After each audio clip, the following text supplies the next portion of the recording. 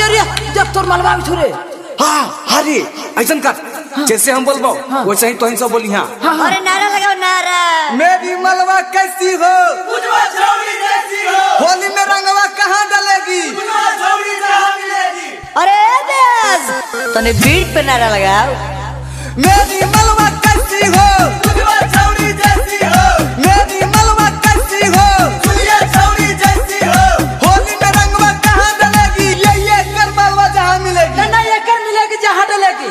तो करी तो पर हम करी तो लोफर। तू करबी तो चमत्कार हम करबी तो अत्याचार ना।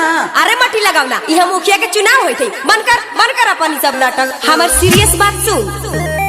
चल जीबो ससुरा फगुनमा में यारावा के करा संग खेल मी होलिया रे के करा लगाए भी तो गाल पे अबिरिया के कर रंग मी चोलिया रे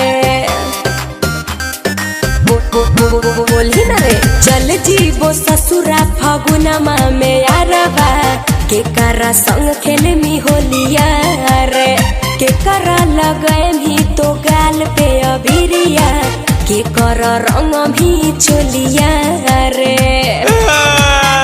बड़ी मोह लागो देखी तो रहनिया के। अगर तुम मिल जाओ जमाना छोड़ देंगे कैसा प्यार दे पेट वाला। अरे बाजार ससुरा में डालबो तो कोची रे मार्केट में गलत समझे जाएगा। ससुरा में डालबो तोर बड़की गोतिनिया के हर में छोटकी बहिनिया के।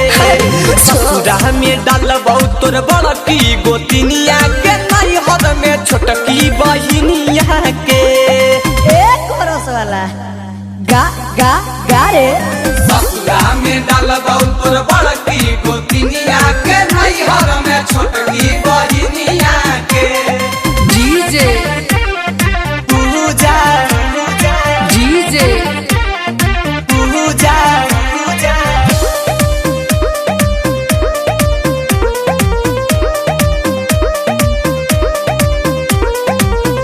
ऐसे जादे कर मेरे छाड़ा होए जाइता नतीजा रे। कहती है गोतिनिया से अपन हक चचेरा जी जागे। तनी जोगी रहो सुना दो। ता सुन ले जे कदम माल चढ़ी चल गेलै गोली जे कदम माल चढ़ी चल गेलै गोली छोटकी बहिन संग खेली है सहोली बोल हाय रे। अरे समझौता कर अइल कि भैंस चरावे अइल ह। उ का है ना कि आदत लगल है। हमरो डाल दी है रंग बिना पनिया के। अरे केकरो शक भी नहीं होगा।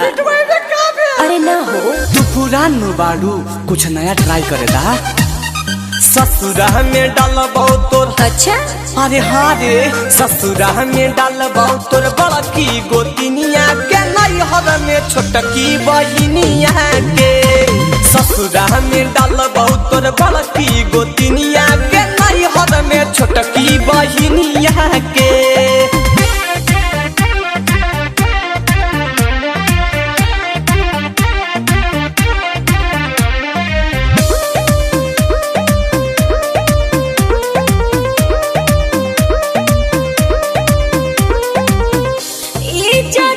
उछाल के जेमी हमारा ससुरवा के कैसु कह के मना ली है पूजा अपन बड़का भसुरबा के। अरे पगला भैंसुर से बोलल जा है। अरे तो मैनेज कर देना।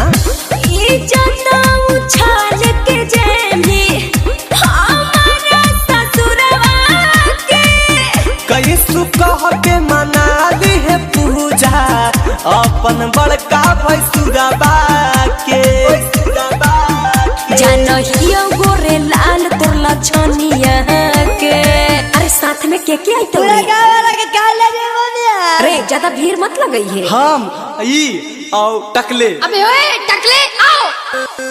ससुरा में डालबौ तोर बुझाइए ससुरा में डालबौ तोर बड़की गोतिनिया के नैहर में छोटकी बहिनिया के ससुरा में डालबौ तोर बड़की गोतिनिया के नैहर में छोटकी